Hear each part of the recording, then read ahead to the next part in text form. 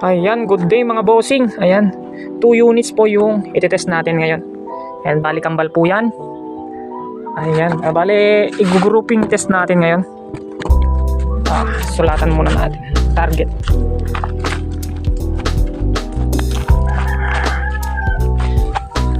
Ayan, ito yung ginamitan natin sa zeroing.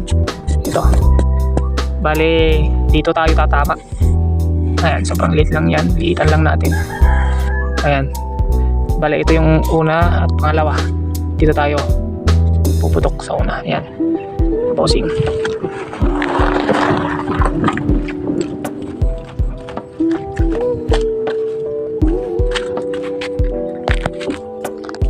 Ayan, dun po yung target natin.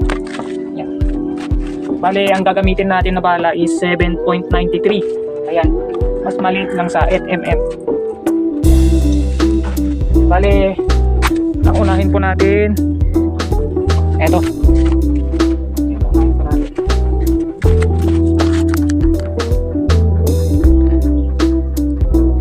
Ayan, ang gulo ng video natin. Bale, dun po yung target natin.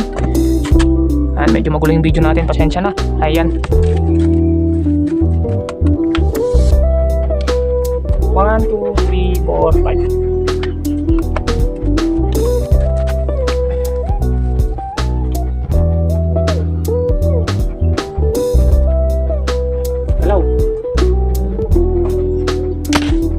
Yun.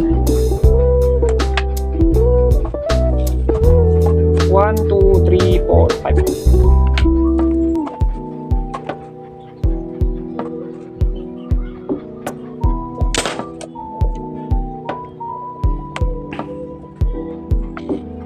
1, 2, 3, 4, 5.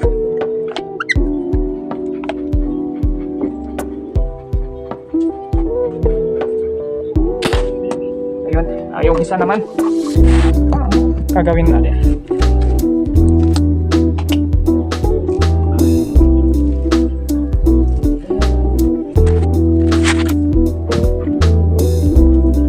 Ayan, tatlong tira yung una.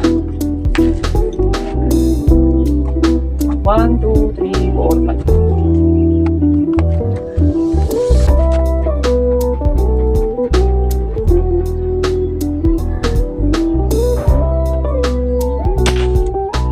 Bumagsak. Ayos lang po natin.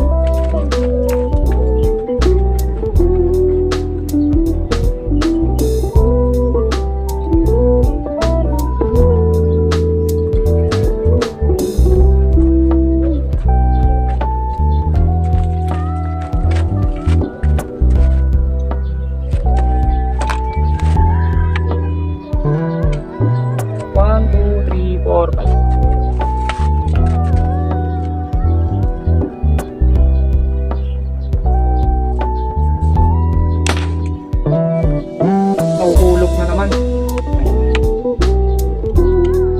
1, 2, 3, 4, 5.